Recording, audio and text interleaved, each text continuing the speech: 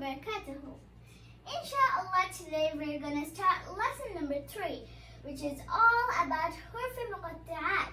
Huruf muqatta'at are recited separately, like alif, lam, and mim. They're gonna be recited separately. This sign is called the madda sign. Madda sign is stretched on 6 harakats. And this W sign is called the shadda sign. Shadda sign joins the previous letter. We are gonna stretch the letter which has madda on it 6 times, like this. Lam. We're gonna make a sound of mim a little bit. Then mim. Mim. Then all together. Alif, lam, mim. Let's start with the next word. Alif, lam, mim, sad. Alif, lam, ra. Ra is going to be recited to 1 alif. Alif, lam,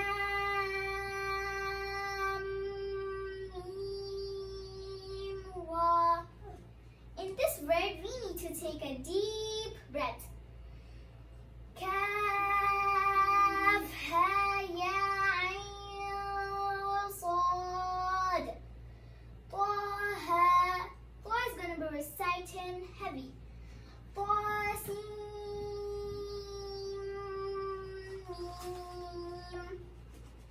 Tasin, yasin, sad. Green letters are going to be recited heavy. Hamim, hamim, ayn, sin, qaf. At the end of the letter ayn and sin, we're going to make a little sound of noon. Qaf. The sound of qaf is going to come from the throat and heavily. Noon. Today we have finished lesson number 3, and inshallah tomorrow we're gonna start lesson number 4. Jazakallahu khair, and assalamu alaikum wa rahmatullahi wa barakatuhu.